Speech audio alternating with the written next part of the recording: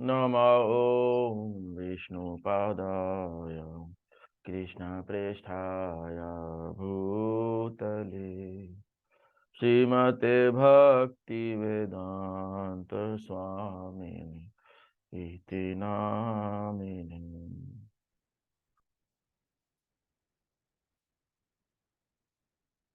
जय श्री कृष्ण चैतन्य प्रभु नित्यानंद श्री अद्वैत गदाधर शिवासादि गौरभक्तवृंद।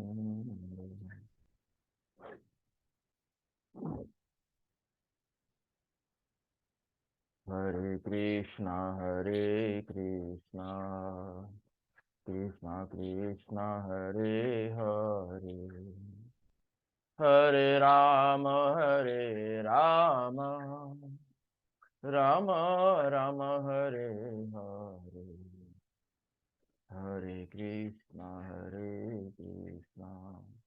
कृष्णा कृष्णा हरे हरे, हरे राम राम राम हरे हरे, हरे कृष्णा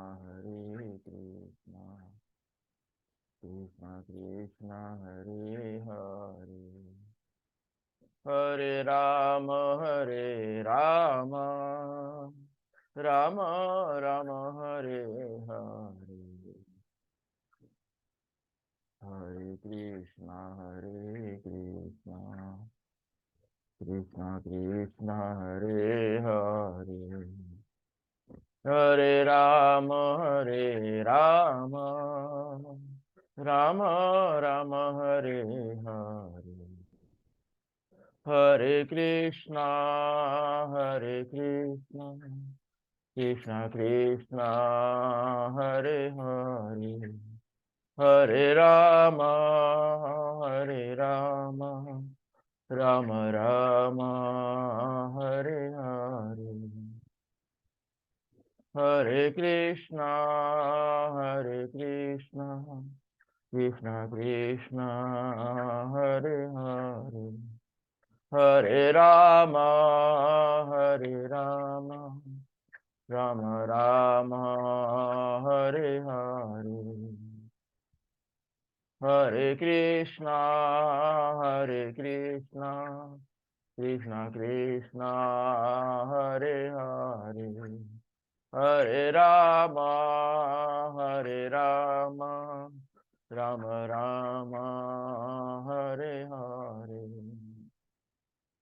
हरे कृष्णा कृष्णा कृष्णा हरे हरे, हरे राम राम राम हरे हरे, हरे कृष्णा कृष्णा कृष्णा हरे हरे, हरे राम राम राम हरे हरे, हरे कृष्णा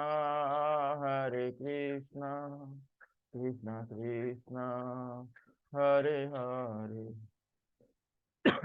हरे राम राम राम हरे हरे, गोविंद जय जय गोपाल जय जय, गोविंद जय जय गोपाल जय जय, गोविंद जय जय गोपाल जय जय, राधा रमन हरि गोविंद जय जय, राधा रमन हरि गोविंद जय जय, राधा रमन हरि गोविंद जय जय, हरे कृष्णा कृष्णा कृष्णा हरे हरे, हरे राम राम राम हरे हरे, हरे Krishna Krishna Krishna Hare Hare, Hare Rama, Hare Rama, Rama Rama, Hare Hare, Hare Krishna, Hare Krishna, Krishna Krishna, Hare Hare,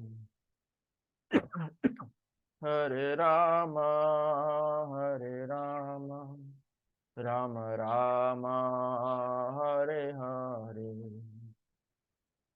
Hare Krishna, Krishna Krishna, Hare Hare, Hare Ram, Ram Ram, Hare Hare, Hare Krishna, Krishna Krishna, Hare Hare, Hare Ram, Ram Ram, Hare Hare, Hare Krishna, Krishna Krishna, Hare Hare, Hare Rama, Rama Rama, Hare Hare, Hare Krishna,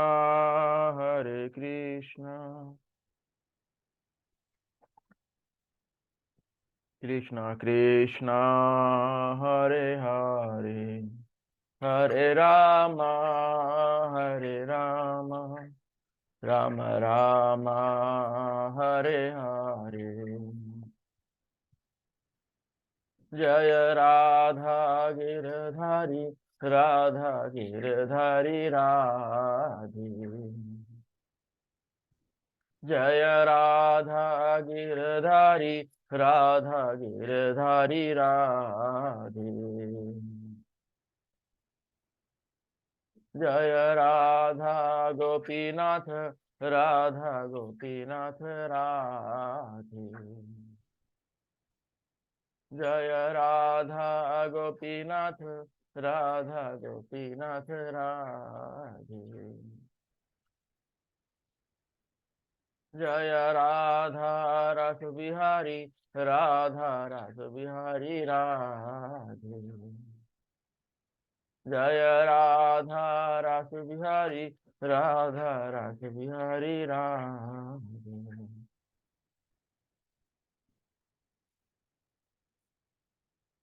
Jaya Radha Madan Mohan, Radha Madan Mohan Radhe, Jaya Radha Madan Mohan, Radha Madan Mohan Radhe, Jaya Radha Kunj Bihari, Radha Kunj Bihari Radhe, Jaya Radha Kunj Bihari, Radha Kunj Bihari Radhe, Jaya Radha Bake Bihari, Radha Bake Bihari Radhe, Jaya Radha Bake Bihari, Radha Bake Bihari Radhe, Jai Jagannath, Jai Jagannath, Jai Baladeva, Jai Subhadra, Jai Jagannath, Jai Jagannath, Jai Baladeva, Jai Subhadra, Jagannath Swami, Nayana Pathagami, Nayana Pathagami, Bhavatu me. Jagannath Swami, Nayana Pathagami, Nayana Pathagami, Bhavatu me. Jaya Jaya Prabhupada, Prabhupada, Prabhupada, Prabhupada. Nitai Gaur Hari Bol, Hari Bol, Hari Bol, Hari Bol. Nitai Gaur Hari Bol, Hari Bol, Hari Bol, Hari Bol. Jaya Jaya Prabhupada, Prabhupada. Prabhupada Prabhupada. जय जय प्रभुपाद प्रभुपाद प्रभुपाद प्रभुपाद। निताई गौर हरि बोल हरि बोल हरि बोल हरि बोल। जय जय गुरुदेव गुरुदेव गुरुदेव गुरुदेव। जय जय गुरुदेव गुरुदेव गुरुदेव गुरुदेव। बोला हरिनाम संकीर्तन की जय। श्रील प्रभुपाद की जय। निताई गौर प्रेमानंदे। हरि हरि बोल।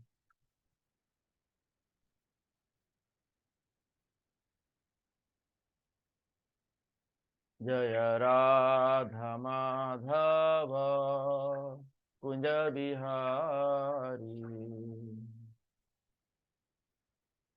जय राधा माधव कुंज बिहारी। जय गोपी जन वल्लभ गिरिवरधारी।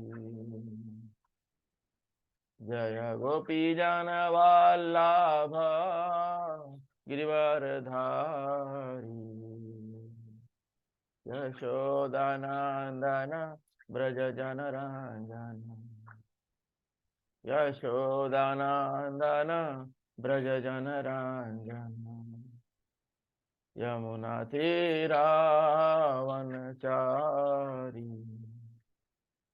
यमुना तीरावनचारी।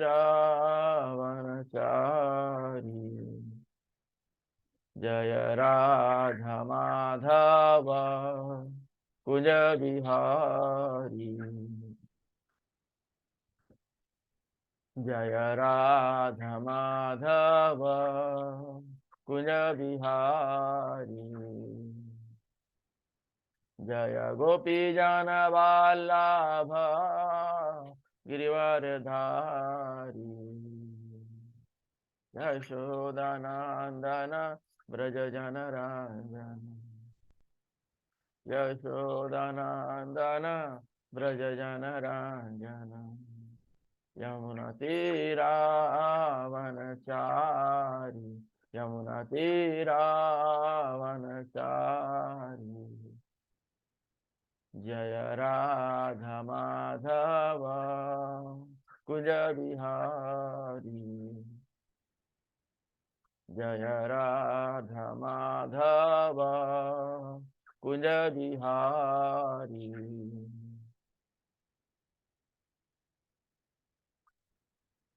हरे कृष्णा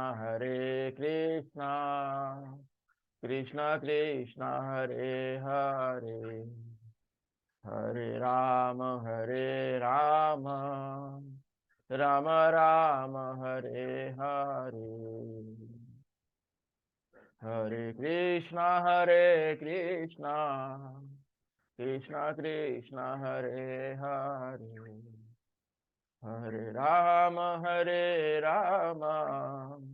राम राम हरे हरे। हरे कृष्णा कृष्णा हरे हरे। हरे राम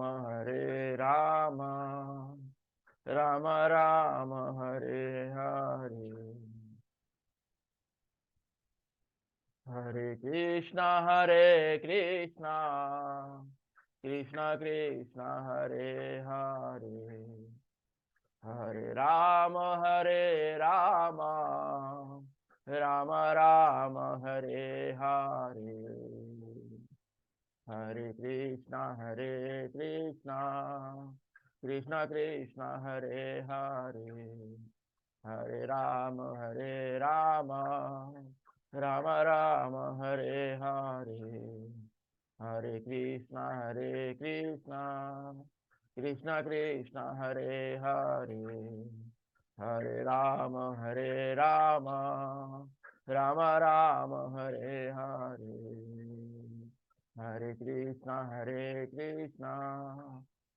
कृष्ण कृष्ण हरे हरे, हरे राम राम राम हरे हरे, हरे कृष्ण कृष्ण कृष्ण हरे हरे, हरे राम राम राम हरे हरे। ओम नमो भगवते वासुदेवाय। ओम नमो भगवते वासुदेवाय। ओम नमो भगवते वासुदेवाय। ओम नमो भगवते वासुदेवाय। ओम नमो भगवते वासुदेवाय।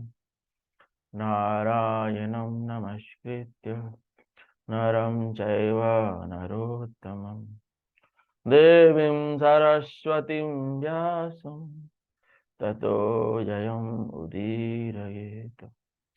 नष्टप्रायेषु अभद्रेषु नित्यं भागवत सेवया भगवतीम् उत्तमश्लोके भक्तिर्भवति नैष्ठिकी। आप सभी का भगवत गीता क्लास में स्वागत है। आज हम शुरू करेंगे अध्याय 2। तो पहले हम श्लोका पढ़ेंगे, उसका तात्पर्य पढ़ेंगे और फिर उसके बाद में हम लोग एक एक श्लोका के बारे में चर्चा करेंगे। अध्याय 2 श्लोक नंबर 1। अध्याय 2 श्लोक नंबर 1। संजय उवाच तं तथा कृपयाविष्टम् अश्रुपूर्णाकुलेक्षणम् विषीदन्तम् इदं वाक्यम् उवाच मधुसूदन। संजय ने कहा, करुणा से व्याप्त शोक युक्त अश्रुपूरित नेत्र वाले अर्जुन को देखकर मधुसूदन कृष्ण ने ये शब्द कहे। श्लोक नंबर 2। श्री भगवान उवाच कुतस्त्वाकस्मलम् इदं विषमे समुपस्थितम् अनार्यजुष्टम् असुवर्ग्यम् अकीर्तिकरम अर्जुन। श्री भगवान ने कहा, हे अर्जुन, तुम्हारे मन में यह कल्मश आया कैसे? यह उस मनुष्य के लिए तनिक भी अनुकूल नहीं है जो जीवन के मूल्य को जानता हो। इससे उच्चलोक को नहीं अपितु अपयश की प्राप्ति होती है। श्लोक नंबर 3। क्लैव्यमास्मगमः पार्थ नैतित्व उपपद्यते क्षुद्रं हृदय दौर्बल्यं त्यक्तोत्तिष्ठ परन्तप। हे प्रथापुत्र, इस हीन नपुंसकता को प्राप्त मत हो, यह तुम्हें शोभा नहीं देती। हे शत्रुओं के दमन करता, हृदय को क्षुद्र दुर्बलता को त्याग कर युद्ध के लिए तैयार हो जाओ। श्लोक नंबर 4। अर्जुन उवाच कथं भीष्मम् अहं संख्ये द्रोणं च मधुसूदन इषुभिः प्रतियोत्स्यामि पूजार्हाव अरिसूदन। अर्जुन ने कहा, हे शत्रुहंता, हे मधुसूदन, मैं युद्ध भूमि में किस तरह भीष्म तथा द्रोण जैसे पूजनीय व्यक्तियों पर उलटकर बाण चलाऊंगा। श्लोक नंबर 5। गुरून् हत्वा हि महानुभावान् श्रेयो भोक्तुं भेक्षम् अपीह लोके हत्वार्थकामांस्तु गुरूनिहैव भुञ्जीय भोगान् रुधिर प्रदिग्धान्। ऐसे महापुरुषों को जो मेरे गुरु हैं, उन्हें मारकर जीने की अपेक्षा इस संसार में भीख मांगकर खाना अच्छा है। भले ही वे सांसारिक लाभ के इच्छुक हो, किंतु हैं तो गुरुजन ही। यदि उनका वध होता है तो हमारे गुरु हमारे द्वारा भोग्य प्रत्येक वस्तु उनके रक्त से सनी होगी। श्लोक नंबर 6। न चैतद्विद् कतर्नो गरीयो यद्वा जयेम यदि वा नो जयेयुः यानेव हत्या न जिजीविषामस्ते अवस्थिताः प्रमुखे धार्तराष्ट्राः। हम यह भी नहीं जानते कि हमारे लिए क्या श्रेष्ठ है, उनको जीतना या उनके द्वारा जीते जाना। यदि हम धृतराष्ट्र के पुत्रों का वध कर देते हैं तो हमें जीवित रहने की आवश्यकता ही नहीं है, फिर भी वे युद्ध भूमि में हमारे समक्ष खड़े हैं।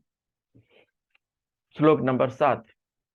कार्पण्य दोषो पहत स्वभाव प्रेक्षामि त्वाम धर्म सम्मूढ़ चेता यच्छ्रेयस्यान् निश्चितं ब्रूहि तन्मे शिष्य ते अहम साधि माम त्वाम प्रपन्नम। अब मैं अपनी कृपण दुर्बलता के कारण अपना कर्तव्य भूल गया हूँ और सारा धैर्य खो चुका हूँ। ऐसी अवस्था में मैं आपसे पूछ रहा हूँ कि जो मेरे लिए श्रेयस्कर हो उसे निश्चित रूप से बताएं। अब मैं आपका शिष्य हूँ और आपका शरणागत हूँ, कृपया मुझे उपदेश दें। श्लोक नंबर 8। नहि प्रपश्यामि मम अनुपद्यात् यच्छोकम उच्छोकम इंद्रियाणाम अवाप्य भूमावसपत्मिद्धम राज्यम सुराणाम अपि चाधिपत्यम। मुझे ऐसा कोई साधन नहीं दिखता जो मेरे इंद्रियों को सुखाने वाले इस शोक को दूर कर सके।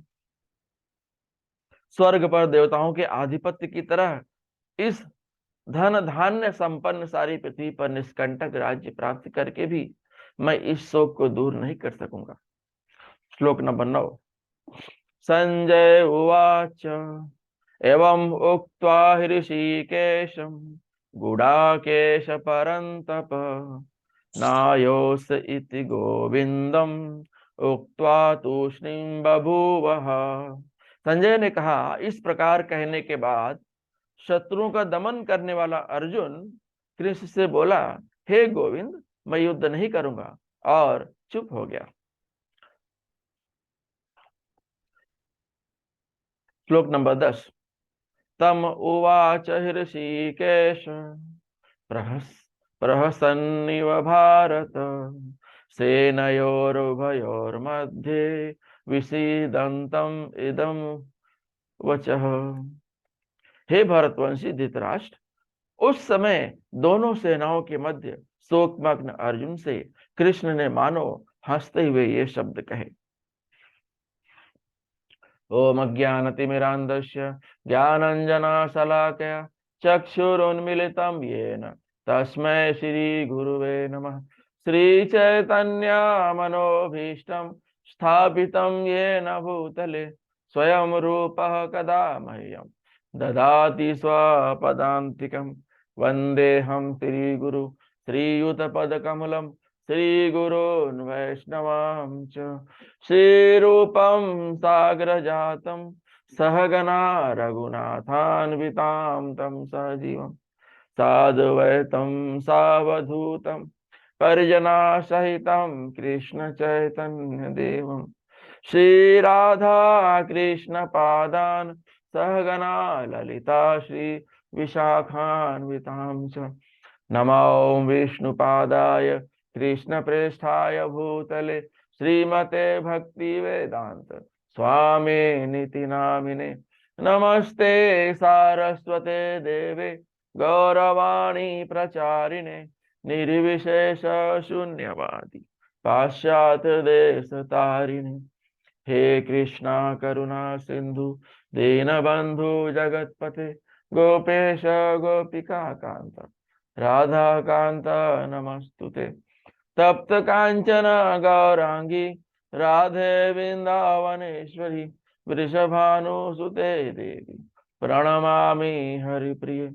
वाञ्छाकल्पतरुभ्यश्च कृपा सिन्धुभ्य एव च पतितानां पावनेभ्यो वैष्णवेभ्यो नमो नमः।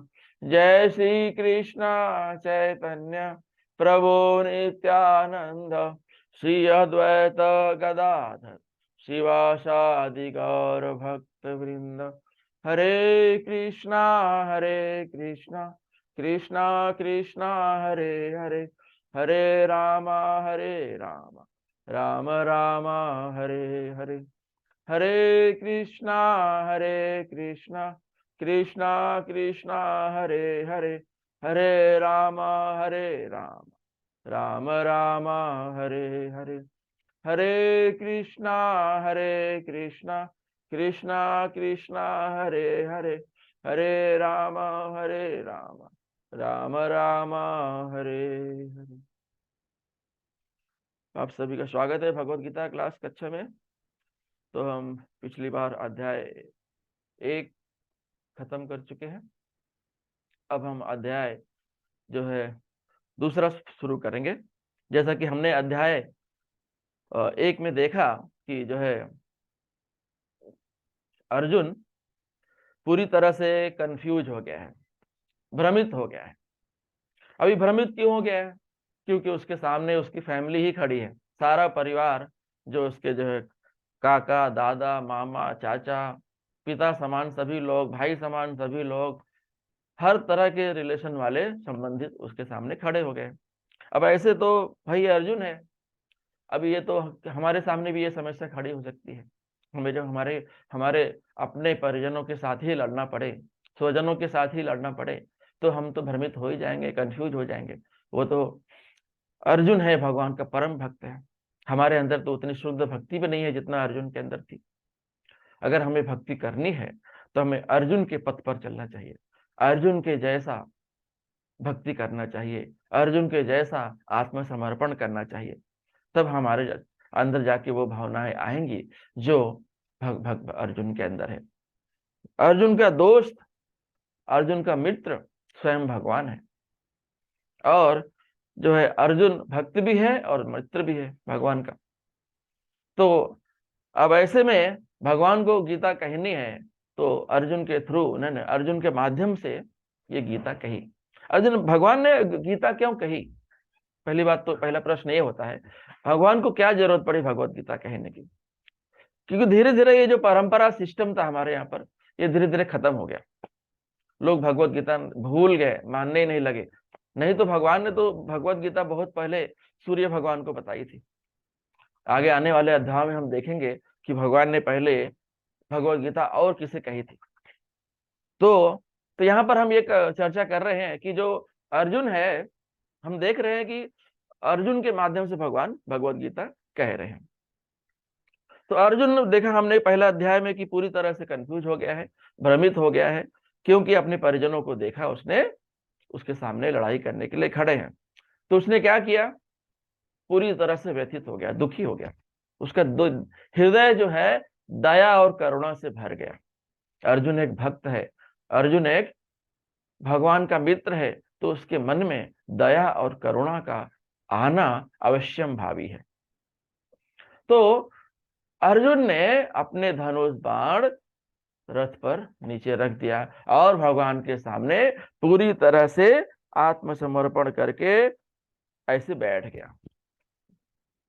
अब देखिए, ये जो है भगवान समझ गए कि ये जो है अब सही समय है भगवत गीता का उपदेश देना। अब भगवान तो अर्जुन के हृदय में ही बैठे हैं, भगवान तो हर एक के हृदय में बैठे हैं। वो उसके मन में जानते हैं कि क्या चल रहा है। तो एक तरह से अर्जुन जो है, भगवान जो है अर्जुन के मन में क्या चल रहा है ये पूरी तरह समझते हैं।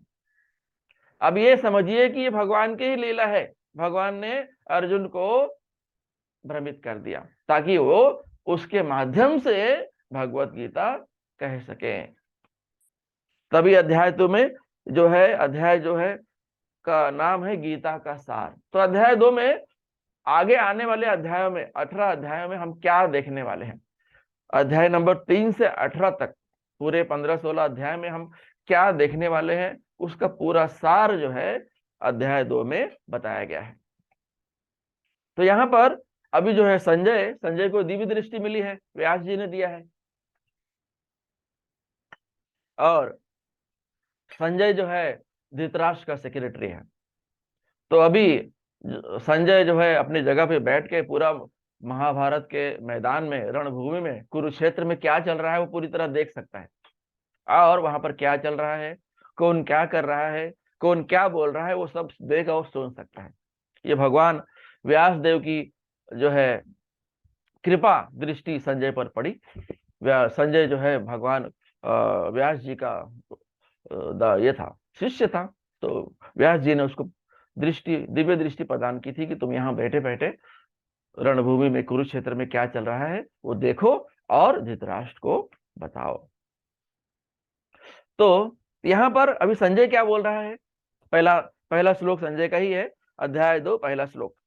तम तथा कृपयाविष्टम अश्रुपूर्णाकुलेक्षणम विषीदन्तम इदं वाक्यम उवाच मधुसूदन।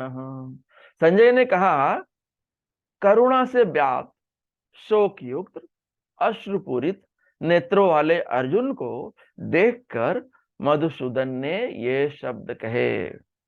संजय जो देख पा रहा है वह बता रहा है, किसको, धृतराष्ट्र को। यहाँ पर तो हमने इसके पहले देखा कि अर्जुन जो है युद्ध क्यों नहीं करना चाहता है, क्या कारण था अर्जुन का युद्ध नहीं करने का। वो एंजॉय नहीं करना चाहता, मजे नहीं करना चाहता कि मैं इस सबको मार के पूरा राजपाट ले लूं और फिर एंजॉय करूं, मौज मस्ती करूं। और दूसरा क्या कारण था, उसके मन में दुख आ गया, करुणा आ गई, कंपैशन आ गया लोगों के लिए। और अर्जुन जो है एक जो है भगवान का भक्त था, तो एक भगवान के भक्त के अंदर दया और करुणा होना स्वाभाविक है।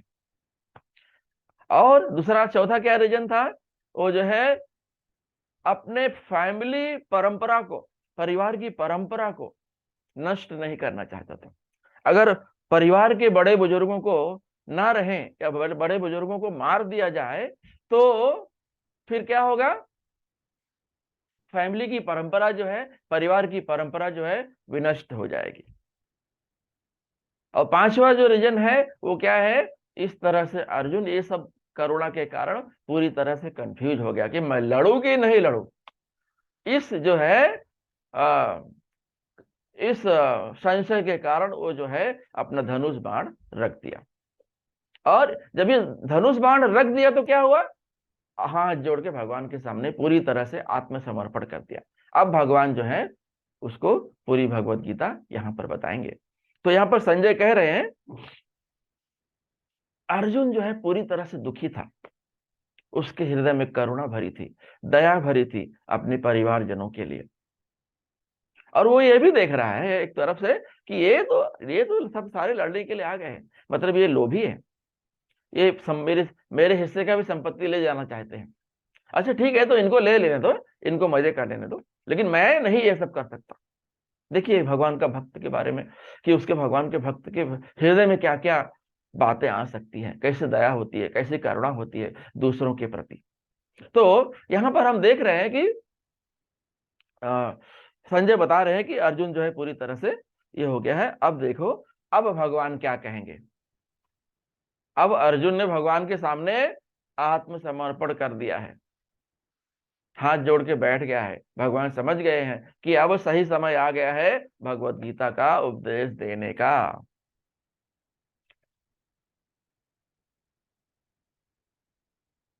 तो अध्याय 2 के पहले श्लोक से 10वें श्लोक का हम देखेंगे कि अर्जुन का क्या क्या डाउट है, क्या उसके मन में डाउट है। ये डाउट क्या है, संशय है, संदेह है। और ये जो संदेह होता है ना, ये जो किसी के मन में संदेह रहे तो वो समझ नहीं सकता है। अगर वो कोई भगवान, अगर कोई वो लेक्चर सुन रहा है, कोई कथा हो रही है, अगर उसके मन में संदेह आ जाए तो वो कोई चीज उसकी जो है उसका वहां बैठना बेकार है। इसलिए भक्तों पर कभी संदेह नहीं करना चाहिए। तो यहाँ पर अर्जुन के मन में संदेह नामक का राक्षस आके बैठ गया है। अभी संदेह के कारण वो जो है, अब ये जो संदेह है भगवान की ही लीला थी, भगवान ने ही उसके मन में संदेह डाल दिया, क्योंकि उनको अर्जुन के माध्यम से भगवत गीता कहनी है। भगवान को जब कुछ करना होता है तो अपने भक्तों को उसका क्रेडिट देते हैं, अपने भक्तों के माध्यम से वो चीज कहते हैं ताकि उसके भक्त का नाम हो। और जब भक्त कोई काम करता है तो भगवान को आगे कर देता है कि भगवान का नाम हो। इस तरह से हम देखते हैं कि भक्त और भगवान दोनों एक दूसरे के पूरक हैं। तो भक्त जो है भगवान को क्रेडिट देता है और भगवान जो है भक्त को क्रेडिट देता है। अध्याय 2 दूसरा श्लोक।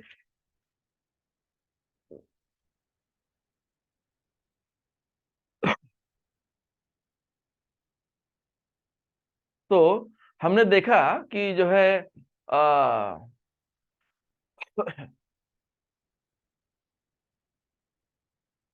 जब कोई, जैसे कि हम देखते हैं कि जब कोई आदमी डूब रहा हो, जैसे पानी में कोई सागर में डूब रहा हो, तो हमें क्या बचाना चाहिए? उसके कपड़े बचाना चाहिए या उसको बचाना चाहिए?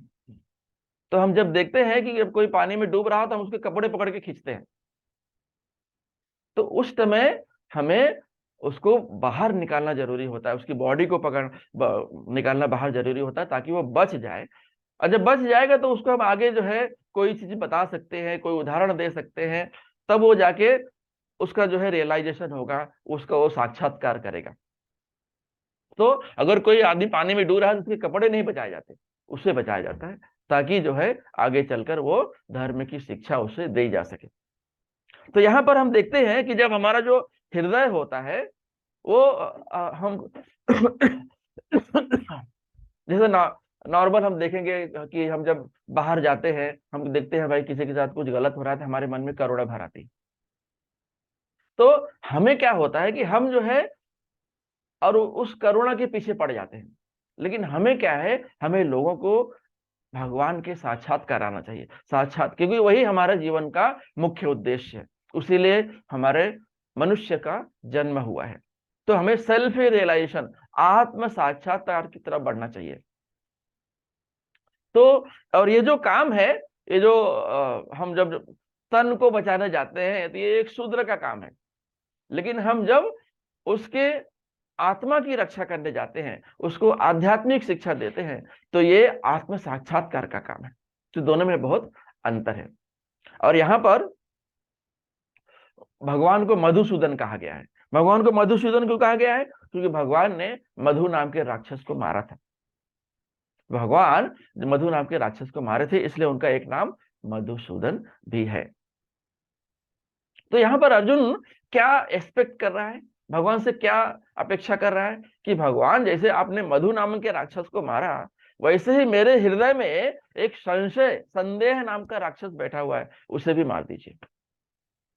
तब यहाँ पर भगवान जो है, अर्जुन जो है भगवान से अपेक्षा कर रहा है कि जैसे आपने मधु नाम के राक्षस को मारा और आपका नाम मधुसूदन पड़ गया, और वैसे ही आप मेरे अंदर जो एक संदेह, डाउट नाम का राक्षस भरा हुआ है, वो बैठा हुआ है, उसको भी आप मार दीजिए। वो मारने के बाद ही मैं आत्म साक्षात्कार की तरफ बढ़ पाऊंगा। और ये सबके लिए लागू होता है। जो हम जो लोग इस भौतिक संसार में अपना जीवन यापन कर रहे हैं, हम देखते हैं कि वो क्या कर रहे हैं, वो एक्चुअली जो है अपनी भौतिक तृप्ति के लिए पीछे भाग रहे हैं। मुझे ये चाहिए, मुझे गाड़ी चाहिए, मुझे बंगला चाहिए, मुझे ये खाना है, मुझे यहाँ जाना है, मुझे वहां जाना है, ये क्लब जाना है, ये मूवी देखनी है, ये पिक्चर देखना है।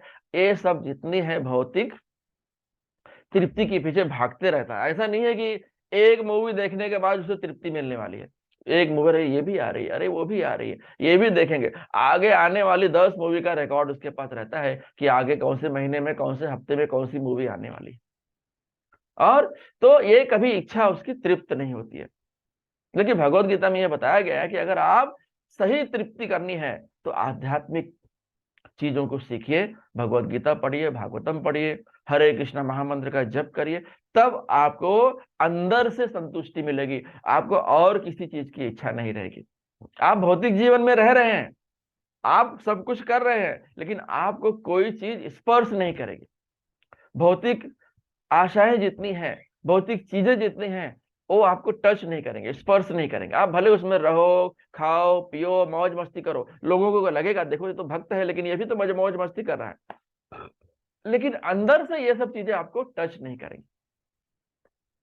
वैसे ही है ना, जैसे एक सारस जो होता है, दूध और पानी अगर उसको दे दिया जाए, पानी में दूध मिला के, तो वो क्या करता है, खाली दूध पीता है, पानी छोड़ देता है।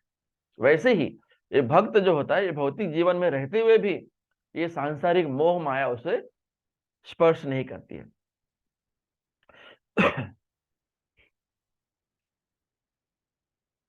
अध्याय 2, दूसरा श्लोक।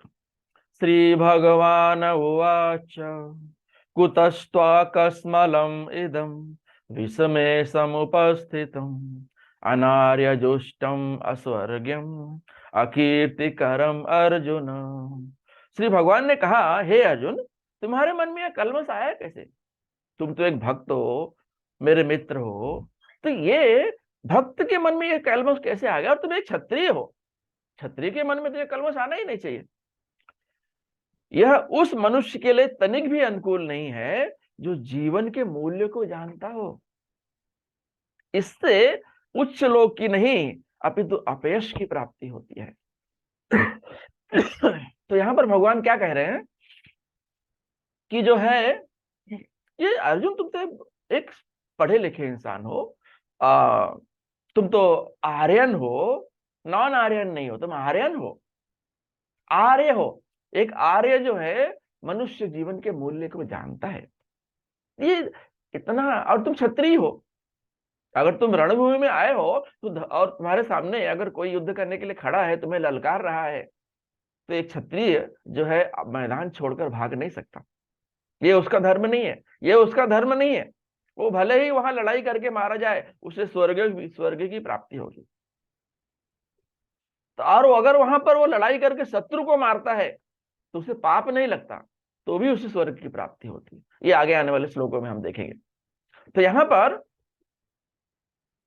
भगवान ये कह रहे हैं कि ये जो अशुद्धि है, ये कल्मश है, ये तुम्हारे मन में कैसे आया? अर्जुन, तुम तो इतने बड़े भक्त हो। भगवान यहां पर, भगवान कौन है? भगवान जो है परमेश्वर है, परम भगवान है। यहां पर, यहाँ 3 प्रकार के जो है भगवान के वर्णन किया गया है, ब्राह्मण, परमात्मा और भगवान। तो ब्राह्मण क्या होता है? ब्राह्मण की जो है कल्पना, तुलना जो है सूर्य के रोशनी से की गई है। ब्राह्मण मतलब सूर्य का रोशनी, जैसा सूर्य का रोशनी और सूर्य का जो है सूर्य का जो सरफेस है, सूर्य का जो सतह है, और सूर्य का जो है प्लानेट जो है, सूर्य लोक जो है। तो सूर्य की रोशनी, सूर्य की सतह और सूर्य लोक, ये जो है 3 भागों में किया गया है, और इसी की तुलना ब्रह्मन, परमात्मा और भगवान से की गई है। तो ब्रह्मन मतलब क्या होता है? ये जो मायावादी होते हैं, ये ब्रह्मन को मानते हैं। तो ये जो है सूर्य की रोशनी से इसको ब्रह्मन की तुलना जो है सूर्य की रोशनी से की गई है। और परमात्मा की तुलना जो है सूर्य की सतह से की गई है। तो सूर्य की रोशनी, सूर्य की सतह, ब्रह्मन और परमात्मा। और भगवान जो होते हैं वो सूर्य लोक से की गई है उनकी तुलना। तो जो मायावादी होते हैं, जो भगवान को बोलते हैं कि किसी भी भगवान की पूजा करो, कृष्ण ही मिलते हैं, ये जो है ये तथ्य गलत है। कोई भी रास्ते से जाओ, मंजिल एक ही होती है, ऐसा नहीं होता है। आप किसी भी भगवान की पूजा करो, किसी भी देवता की पूजा करो, सब वही है। ये जो है, ये आदमी की जो समझ है, ये मनुष्य की जो समझ है, ये गलत है। तो जितने भी देवता मुनि हैं, जितने भी इंद्र हैं, सूर्य भगवान है, चंद्र भगवान है, वरुण भगवान है, ब्रह्मा जी हैं, शिव जी हैं, जितने भी भगवान हैं, ये जो है परम वैष्णव हैं। ये भगवान कृष्ण के परम भक्त हैं, ये सभी वैष्णव हैं। तो ये, और इनको हर एक डिपार्टमेंट दिया गया है कि आप ये पर्टिकुलर डिपार्टमेंट संभालिए। ये कौन दिया है काम? ये कृष्ण भगवान ने सबको अपना अपना काम दिया है। ओके, तो जैसे किसी को बहुत जल्दी धन और ये सब चाहिए, तो वो शिव भगवान की पूजा करता है। और किसी को सुंदर स्त्री या सुंदर पति जो है पति चाहिए, तो वो जो है उमा देवी की प्रार्थना करता है। और अगर कोई वर्षा वर्षा जो है, इंद्र भगवान वर्षा करते हैं, तो फिर जैसे कि जो है भगवान कृष्ण के लीला में बताया गया है कि जब जो है यशोदा मैया और नंद महाराज इंद्र की पूजा करते थे, ताकि अच्छी अच्छी वर्षा हो, अच्छी खेती हो सके। तो हम लोग वर्षा करने के लिए इंद्र भगवान की पूजा करते हैं। तो ऐसे अलग अलग भगवान, अलग अलग देवता जो है उनको अलग अलग काम दिया गया है, और ये काम जो दिया गया है ये भगवान कृष्ण ने दिया है। भगवान एक ही है, भगवान कृष्ण, और देवता अनेक है। तो और यहाँ पर हमने देखा है कि हिंद सनातन धर्म में 33 कोटि देवता होते हैं। 33 कोटि देवता मतलब 12 आदित्य, 11 रुद्र, 8 वसु, 2 अश्विनी कुमार, और इस तरह से जो है 33 कोटि देवता होते हैं। तो 33 करोड़ नहीं होते, 33 प्रकार के देवता होते हैं। वो 33 कोटि का मतलब होता है 33 प्रकार। तो कोटि का मतलब दो होता है, एक होता है प्रकार, एक होता है करोड़। तो यहाँ पर प्रकार है, ना कि करोड़ है। तो वो जो है समाज में गलत धारणा फैला दी गई है, ताकि हिंदू धर्म में ये गलत फहमियां पैदा हो जाए। ओके, तो यहाँ पर जो है दूसरे श्लोक में हम देखते हैं कि 3 प्रकार के भगवान को बताया गया है, ब्रह्मन, परमात्मा और भगवान।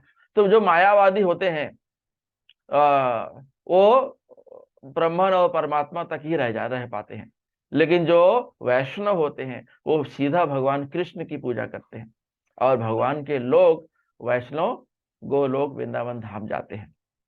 तो वो श्रील प्रभुपाद कहते थे कि आप जो है हरे कृष्णा महामंत्र का जाप कीजिए और गोलोक वृंदावन धाम जाइए। वही हमारा जो है परम लोक है, वही हमारा जो है अल्टीमेट प्लानेट है। हमें फाइनल जाना वही है। हम चाहे जितना समय ले लें, हम सूर्य भगवान की पूजा करें, चंद्र भगवान की पूजा करें, इंद्रलोक की पूजा करें, वरुण भगवान की, चाहे जितने भगवान की पूजा करें, गणेश जी की पूजा करें, तो गणेश जी की पूजा करेंगे तो गणेश के लोक को जाएंगे, सूर्य की पूजा करेंगे तो सूर्य लोक को जाएंगे, चंद्र की पूजा करेंगे तो चंद्र लोक को जाएंगे। ऐसे ही आप जिस भगवान की पूजा करोगे, जिस देवता की पूजा करोगे, उनके लोक को जाओगे, और भगवान कृष्ण की पूजा करोगे तो कृष्ण लोक को जाओगे। अब कलयुग में जो है कैसे पूजा करें? कलयुग में हम कोई भी यज्ञ भी करने जाएं तो हम जाएं, बाहर जाएं तो गाय का शुद्ध घी नहीं मिलेगा, तो हमारा जो यज्ञ है वो खंडित हो जाएगा। तो आप कोई भी सामग्री लेने ले जाइए, यज्ञ का सामग्री ले जाए, आपको शुद्ध चीजें नहीं मिलेगी। अगर वो शुद्ध चीजें नहीं है तो आपका जो वो चीज यज्ञ है वो खंडित हो जाएगा। इसलिए भगवान जो है, भगवान कृष्ण खुद जो है कलयुग में जो है गौरांग प्रभु के नाम से, गौरांग भगवान जो है चैतन्य महाप्रभु के नाम से आए, भक्त बनकर आए, और लोगों को कहा कि इस कलयुग में कोई भी यज्ञ करने की जरूरत नहीं है, खाली संकीर्तन यज्ञ करो। संकीर्तन यज्ञ क्या है? हरिनाम। कलयुग केवल नाम आधार, सिर्फ आपको हरिनाम करना है। तो क्या करना है? कीर्तन करना है। हरे कृष्णा कृष्णा कृष्णा हरे हरे, हरे राम राम राम हरे हरे। तो इस मंत्र का जाप आपको बार बार करते रहना है। तो प्रभुपाद कहते थे कि हरे कृष्ण महामंत्र का जाप करो और खुश रहो। मतलब आपको खुशी कहां से मिलेगी? हरे कृष्ण महामंत्र का जप करने से। एक्चुअली ये जो खुशी होती क्या है? वैसे हम भौतिक जीवन में भागते रहते हैं, हमको पैसा मिल जाए तो हम खुश हो जाएंगे, बंगला मिल जाए तो हम खुश। ये कभी खुशी अंत होती ही नहीं है। ये खुशी है क्या? ये खुशी का जो है अपरंपार भंडार जो है भगवान कृष्ण के पास है। तो भगवान कृष्ण जो है वो, उनको षड षड षड ऐश्वर्य कहा जाता है। ये जो षड ऐश्वर्य होते हैं ये भगवान कृष्ण के पास ही है। ऑल रिचेज मतलब जितना संपत्ति है, जितना धन दौलत है, वो सब भगवान के पास है। हमारे पास थोड़ा सा आ जाता है तो हम बहुत घमंड कर ले जाते हैं, हम बहुत गर्व हो जाते हैं कि हमारे पास इतना आ गया, लेकिन ये सब दिया है भगवान ने। सारा भंडार तो भगवान के हाथ में है। आपने मेहनत किया, आपने उसके लिए कुछ कर्म किया तो थोड़ा सा आपको दे दिया, तो हमें उसे गर्व नहीं करना चाहिए, वो तो है भगवान का ही। तो इस दुनिया में, इस संसार में, इस भौतिक जीवन में जो भी चीजें उपलब्ध है ये सारे भगवान से हैं। अगर आपको कोई गिफ्ट देता है तो आप उसको अगर थैंक यू नहीं बोलोगे, धन्यवाद नहीं बोलोगे, तो उसे बुरा लग जाएगा। भगवान ने इतनी सारी चीजें आपको दी हैं और आपके पास थैंक यू धन्यवाद बोलने के लिए टाइम ही नहीं है, तो बल्कि भगवान को तो भी बुरा नहीं लगता है। क्यों भगवान को बुरा नहीं लगता? ये तो भगवान सोचते हैं कि ये तो हमारी ही संतान है, चाहे नालायक हो चाहे लायक हो, एक पिता को दोनों प्रिय होते हैं। लेकिन जो लायक है वो स्वाभाविक है कि उस पर ज्यादा ध्यान देते हैं, स्पेशल ध्यान देते हैं। वो जो है प्राकृतिक है, वो अपने आप हो जाता है। तो वैसे ही भगवान जो है, चाहे वो गरीब हो चाहे अमीर हो, चाहे वो आस्तिक हो या नास्तिक हो, भगवान सबको देते हैं, क्योंकि हम सब भगवान की ही संतान है। और संतान और भगवान जो है पिता है, परम पिता है। पर तो जो जो परम पिता है तो वो हमको सब देते हैं, तो हमें जो है उसकी पूजा करनी चाहिए। लेकिन हम भूल जाते हैं, हमको थोड़ा सा धन मिल गया, हमको गाड़ी मिल गई, हमको बंगले में, ये मेरा है, ये मैंने कमा के खरीदा है, हम भगवान को भूल जाते हैं, भगवान को ऑफर ही नहीं करते कोई चीज। तो हमें हर चीज भगवान को समर्पण करना चाहिए। जब हम भगवान को समर्पण करते हैं ना, भगवान लेते कुछ नहीं है, लेकिन वो खुश हो जाते हैं, देखो कि मेरा बेटा जो है मुझे याद कर रहा है।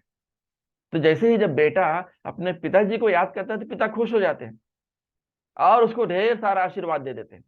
वैसे ही हमें क्या करना है, भगवान आपसे कुछ लेते नहीं है, भगवान आप क्या करना है, भगवान ने जो आपको दिया है खाली भगवान को धन्यवाद बोलना है।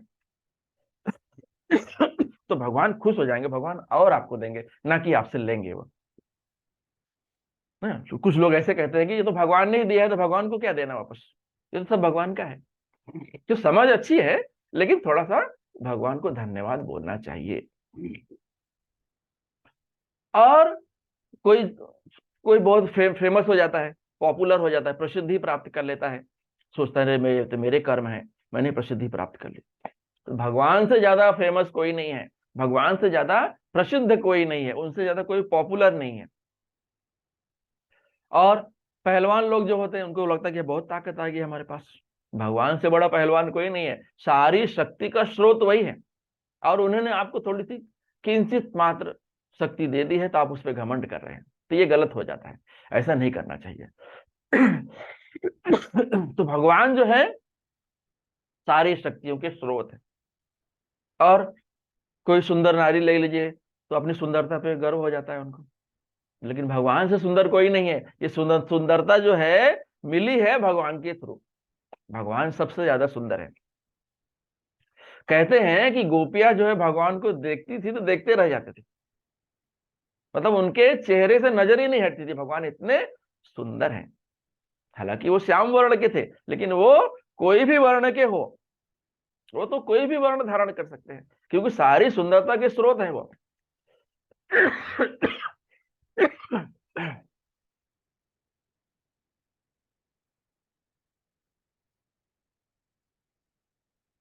और दूसरा आ गया ज्ञान, भगवान सारे ज्ञान के स्रोत है।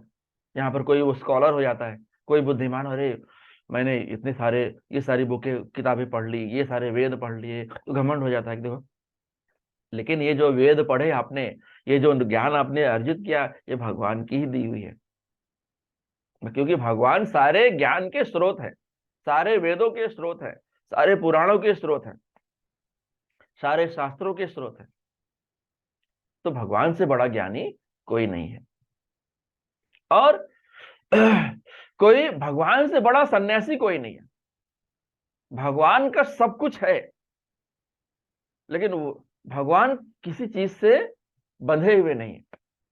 वो सन्यासी भी है, सबसे बड़े सन्यासी है, योगी है वो किसी चीज से बंधे हुए नहीं है, अटैच नहीं है उनको। हम तो एक गाड़ी खरीद लेते हैं, उसे अटैच हो, मेरी गाड़ी है। एक बंगला खरीद लेते हैं, मेरा बंगला है, हम उससे अटैच हो जाते हैं। भगवान का सब कुछ है, लेकिन वो किसी से बंधे हुए नहीं है, वो स्वतंत्र है। इस तरह से हम देखते हैं कि जो भगवान का ये पूरा षड ऐश्वर्य है, जितना धन संपत्ति होती है, जितनी प्रसिद्धि होती है, जितनी शक्ति होती है, जितनी सुंदरता होती है, जितना ज्ञान होता है, और जो सन्यास होता है, वैराग्य होता है, उनसे बड़ा वैरागी कोई नहीं है, उनसे बड़ा योगी कोई नहीं है।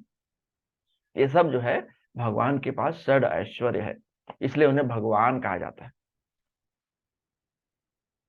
और यहाँ पर अर्जुन जो बोल रहा है दूसरे श्लोक में, यहाँ जो भगवान क्या बोल रहे हैं अर्जुन को, कुतस्त्वा कस्मलम इदम, हे अर्जुन तुम भक्त हो, मेरे मित्र हो, ये जो है अपवित्र बातें, ये कलमश जो है तुम्हारे मन में कैसे आ गया? तुम तो आर्य हो। आर्य उसको बोलते हैं जो मनुष्य जीवन के वैल्यू, महत्व को जानता है। और जो आर्य नहीं होते हैं, अनार्य होते हैं, उन्हें मुक्ति के बारे में कोई ज्ञान नहीं होता है, वो भौतिक जीवन में फंसे रहते हैं।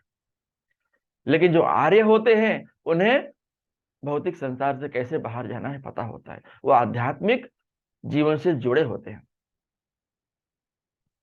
और इस जो है ये अनार्य वाली बातें जो अर्जुन के अंदर आ गई हैं, अब ये जब कलमश आ गया तो कलमश क्या करेगा? कलमश तो गलत ही धारणा पैदा करेगा, गलत ही उपदेश देगा आपको, ताकि आप गलत रास्ते पे जाओ। तो इसकी वजह से अर्जुन जो है अपना धनुष बाण रख दिया बगल में कि अब मैं युद्ध नहीं करूंगा, क्योंकि मेरे सारे परिजन हैं, स्वजन हैं, मैं इनसे कैसे युद्ध करूं। तो इस अनार्य, इस कलमश की वजह से आपका जो है प्रोग्रेस, उन्नति रुक जाती है। अर्जुन एक क्षत्रिय है और युद्ध में शत्रु ने ललकारा है और वो स्वयं युद्ध में खड़ा है और भगवान उसके सारथी है, और अर्जुन वहां पर अगर अपना धनुष बाण रख देता है तो वो क्षत्रिय का धर्म नहीं है, वो आर्य नहीं हुआ, वो अनार्य हो गया। जिसे मुक्ति का ज्ञान ना हो वो भगवान का भक्त कैसे हो सकता है? लेकिन अर्जुन तो यहाँ भगवान का भक्त है और उसके मन में एक कलमश भी आ गया है। हालांकि ये कलमश जो है भगवान के द्वारा ही पैदा किया गया था, क्योंकि उन्हें भगवत गीता बोलनी है। इसलिए हम, भगवान क्या बोलते हैं कि ये जो तुम कर रहे हो, तुम्हारे मन में जो ये कलमश आया है, मैं इसका निषेध करता हूं, ये अच्छी बात नहीं है। तो इस तरह से श्लोक 2 में भगवान ने अर्जुन को कहा ये तुम्हारे मन में कलमश जो आया है पूरी तरह से गलत है। अब श्लोक नंबर 3 और 4 में भगवान क्या कह रहे हैं? भगवान क्या बोल रहे हैं? तुम्हारे अंदर जो करुणा और दया भरी है ना, इसे निकाल के फेंक दो। ये करुणा और दया होना अच्छा है, लेकिन ये जगह गलत है। रणभूमि में खड़े हो और करुणा और दया आ रही है। इसके पहले भाई पूरा स्टोरी हो गया ना, मैं खुद भी जो है शांति दूत बन के गया दुर्योधन के दरबार में, लेकिन दुर्योधन ने एक बात नहीं मानी, सुई के नोक के बराबर भी जमीन नहीं देनी चाहिए उसे। तब अब तो युद्ध होना ही है। तो और वो सब करके हम लोग आगे रणभूमि में खड़े, अब यहां तुम्हारे मन में ये सब अनार्य वाली बातें आ रही हैं। तो भगवान क्या बोल रहे हैं अर्जुन को? ये जो तुम्हारी दया और करुणा है ना तुम्हारे हृदय में जो बैठी है, इसे निकाल के फेंक। अब क्या हो रहा है? अब हम जो रोगी है वो डॉक्टर के सामने खड़ा हो गया है। अब क्या कर रहा है डॉक्टर? अब धीरे धीरे उसको डायग्नोसिस कर रहा है, अब उसका इलाज चालू है। अब उसकी क्या क्या बीमारी है, क्या क्या सिम्टम है, अब भगवान वो पता कर रहे हैं। अब वो एक एक चीज निकालेंगे। अब धीरे धीरे यहाँ पर प्रश्न और उत्तर का सिलसिला भगवत गीता के अंतिम अध्याय तक चलता रहेगा, और भगवान जो है प्रश्न के माध्यम से उत्तर के रूप में भगवत गीता बोलते रहेंगे।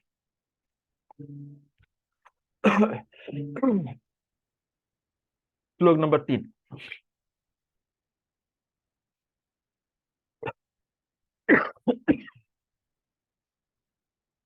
क्लैब्यमास्मगमः पार्थ नैतत्त्वय उपपद्यते क्षुद्रं हृदय दौर्बल्यं त्यक्त्वोत्तिष्ठ परन्तप। हे पृथापुत्र, इस हीन नपुंसकता को प्राप्त मत हो, तुम्हें शोभा नहीं देती। हे शत्रुओं के दमन करता, हृदय की क्षुद्र दुर्बलता को त्याग कर युद्ध के लिए खड़े हो जाओ। हे अर्जुन, ये जो कलमश तुम्हारे मन में आ गया है ना, ये निकाल के फेंक दो। ये अच्छी बात नहीं है, ये एक आर्य का काम नहीं है। तो भगवान उसे सलाह दे रहे हैं और भगवान जो है उसका इलाज करने जा रहे हैं। इतना जल्दी भगवान अर्जुन का संदेह भागने वाला नहीं है। तो यहां पर जो है अर्जुन जो है क्षत्रिय फैमिली से बिलोंग करता है। अर्जुन जो है क्षत्रिय फैमिली से, क्षत्रिय परिवार से संबंध रखता है। अब क्षत्रिय का काम क्या है? क्षत्रिय मतलब जो शासन चलाता है। अब शासक का क्या काम है? शासक का काम है समाज की रक्षा करे, धर्म की रक्षा करे, और धर्म को अगर अधर्म आ ही रहा है तो उसको, उससे लड़ना पड़े तो उससे लड़ाई भी करें। तो क्षत्रिय का जो धर्म है वो जो है वायलेंट है, मार धाड़ वाला काम है। तो वो अगर वो उसके लिए मार धाड़ भी करना पड़े, मारा मारी भी करना पड़े, युद्ध भी करना पड़े, तो उसे करना चाहिए, क्योंकि क्षत्रिय का धर्म है। तो ब्राह्मण का क्या धर्म है? ब्राह्मण जो है ज्ञान के समाज से बिलोंग करते हैं, तो उनका काम है सबको शिक्षा देना, तो वो सबको शिक्षा देते हैं। तो वो जो है वो लड़ाई नहीं करते। ब्राह्मण लड़ाई नहीं, ब्राह्मण को लड़ाई करना अलाउड नहीं है। और तो क्षत्रिय को ब्राह्मण का धर्म अलाउड नहीं है और ब्राह्मण को क्षत्रिय का धर्म अलाउड नहीं। तो ब्राह्मण कभी वायलेंट नहीं हो सकता, लेकिन क्षत्रिय जो है वायलेंट हो सकता है, उसे धर्म युद्ध करना, मारकाट करना अलाउड है। तो उसे, तो ये क्षत्रिय का है। और ये अर्जुन जो है क्षत्रिय फैमिली से बिलोंग करता है, क्षत्रिय परिवार से संबंध रखता है। और यहां पर हम देखेंगे कि कुंती महारानी जो है वो वसुदेव की बहन है, और भगवान कृष्ण जो है वसुदेव के बेटे हैं। तो यहां पर क्या हुआ, इसलिए जो है कृष्ण भगवान कुंती माता को बुआ कहकर बुलाते थे। और कुंती महारानी का एक नाम है प्रथा।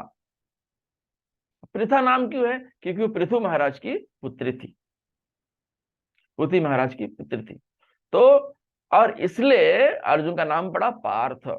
तो भगवान हमेशा अर्जुन को पार्थ कहकर बुलाते थे, क्योंकि कुंती महारानी का नाम प्रथा था, तो उसकी वजह से उनका नाम पड़ गया पार्थ। इस तरह हम देखेंगे कुंती महारानी जो है कृष्ण की बुआ थी, तो कुंती महारानी और कृष्ण का संबंध हो गया, मतलब उनका सगे संबंधी है।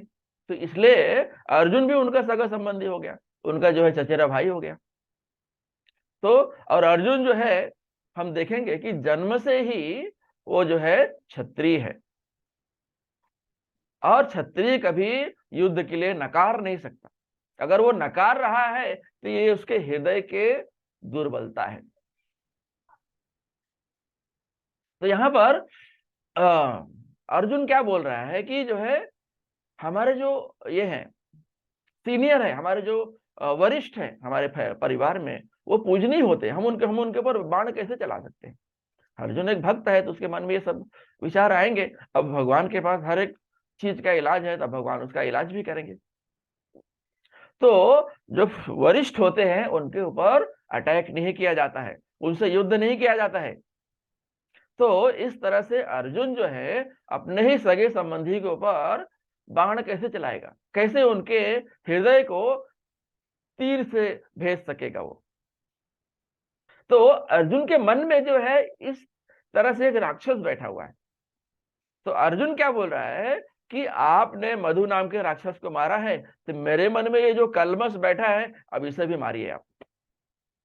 ये अर्जुन जो है भगवान से अपेक्षा कर रहा है। तो हम यहीं पर अपनी वाणी को विराम देंगे, अगली बार हम श्लोक नंबर 4 से देखेंगे। किसी का कुछ प्रश्न है तो ले सकते हैं। श्रीमद् भगवद गीता की जय। श्रील प्रभुपाद की जय। निताई गौर प्रेमानंदे। हरि हरि बोल। वांछा कल्पतरुभ्यश्च कृपा सिंधुभ्य एव च पतितानां पावनेभ्यो वैष्णवेभ्यो नमो नमः। हरे कृष्णा।